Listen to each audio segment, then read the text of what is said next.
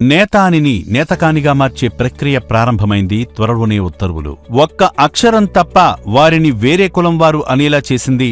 ఎంత ప్రయత్నం చేసినా వారి గోడు పట్టించుకున్న నాయకులుగాని అధికారులుగాని లేకపోయారు. మమ్మల్ని నేతకాని కులస్తులు అని గుర్తించాలని అనుకున్న తమ కోరిక తీరుతుందని ఆశాభావ్యం వ్యక్తం చేసినప్పటికీ ప్రతిసారీ నిరాశ చెందడం మాత్రమే వారి వంతుగా మారింది. గత ఏళ్లకు ఏళ్లుగా నేతాని పేరుతో ఉన్న నేతకాని కులస్తుల ఆవేదన ఇక తీరనుంది. చెన్నూరు ఎమ్మెల్యే వివేక్ వెంకటస్వామి తీవ్రమైన కృషితో నేతానిగా కులం పేరు తప్పుపడిన వారి చిరకాల కోరిక నెరవేరనుంది.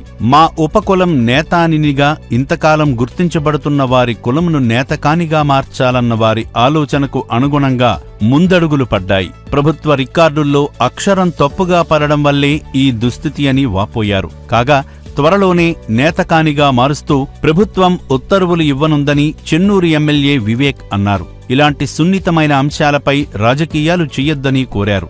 నేతకాని సోదరుల విజ్ఞప్తి మేరకు మాల ఉపకులంగా గుర్తించబడుతున్న నేతానిని నేతకానిగా మార్చాలని ఈ నెల 4న సీఎం రేవంత్ రెడ్డికి వినతిపత్రం అందజేయగా వివేక్ విజ్ఞప్తిపై సీఎం వెంటనే స్పందించి తక్షణమే మార్పులు చెయ్యాలని సంబంధిత అధికారులను ఆదేశించారని, ఇప్పటికే ప్రక్రియ ప్రారంభమైందని, దీనిపై త్వరలోనే ఉత్తర్వులు వస్తాయని వివేక్ పేర్కొన్నారు.